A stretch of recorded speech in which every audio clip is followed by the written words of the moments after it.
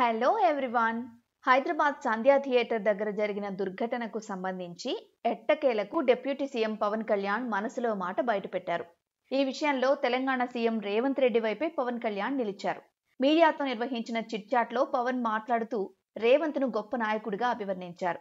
గోటితో పోయేదానికి గొడ్డలి వరకు తెచ్చారని పరోక్షంగా అల్లు అర్జున్ని తప్పుబట్టాడు. ఇదే చిట్ చాట్లో సినిమా రంగాన్ని ప్రోత్సహించే విషయంలో ఏపీలో వైసీపీ ప్రభుత్వానితో రేవంత్ రెడ్డి సర్కార్ను పోల్చుతూ వైసీపీ ప్రభుత్వం మాదిరిగా సినిమా వాళ్ల విషయంలో రేవంత్ సర్కార్ వ్యవహరించలేదని వెనకేసుకొచ్చారు. తెలంగాణలో బెనిఫిట్ షోలు, టికెట్ ధరల పెంపుకు అవకాశం ఇచ్చారని ప్రశంసించారు. సంధ్యా థియేటర్ దుర్ఘటనతో బెనిఫిట్ షోలకు అనుమతిచ్చేది లేదని అసెంబ్లీ వేదికగా రేవంత్ తేల్చి చెప్పిన విషయాన్ని మాత్రం పవన్ అస్సలు ప్రస్తావించలేదు. అల్లు అర్జున్ విషయంలో ముందు వెనక ఏం జరిగిందో తనకు అస్సలు తెలియదు అని పవన్ అనడం ఆశ్చర్యానికి గురిచేసే అంశం. మరి ఇవేవి తెలియనప్పుడు గోటితో పోయేదానికి గొడ్డలి వరకు తెచ్చుకున్నారని ఎందుకన్నారో ఆయనకే తెలియాలి. సినిమాలకు చిరంజీవి తనను ఎవరూ గుర్తుపట్టకుండా ఒక ముసుగేసుకుని వెళ్లేవారని, అదే పద్ధతిని తాను కూడా అనుసరించానని చెప్పుకొచ్చారు.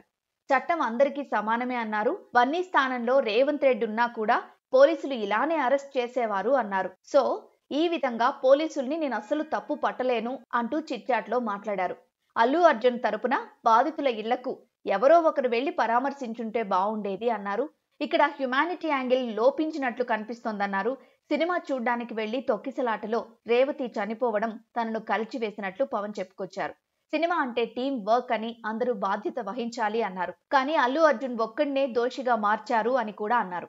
మృతురాలి కుటుంబంపై పుష్ప టీం నుంచి సరైన భరోసా లేకపోవడంపై ప్రజల్లో కోపం వచ్చిందని, తనపై ప్రజలు విమర్శలు చేసే అవకాశం ఉందనే కోణంతోనే రేవంత్ రెడ్డి సీఎం హోదాలో రియాక్ట్ అయ్యారు అంటూ సమర్థించారు. సీఎం రేవంత్ రెడ్డి పేరు బన్నీ చెప్పకపోవడం వల్లే కక్ష కట్టి ఇదంతా చేశారు అని తాను భావించడం లేదంటూ చెప్పుకొచ్చారు పవన్ కళ్యాణ్. రేవంత్ రెడ్డి వీటన్నింటినీ అధిగమించిన బలమైన నాయకుడు అంటూ కితాబిచ్చారు. పవన్ మాటలు ఎలా ఉన్నా చెప్పున బ్రదర్ ఇన్సిడెంట్ కి రివెంజ్ లాగా ఈ వీడియో ఉంది అంటూ పవన్ ఫ్యాన్స్ అంతా ఈ వీడియోని తెగ వైరల్ చేసేస్తున్నారు.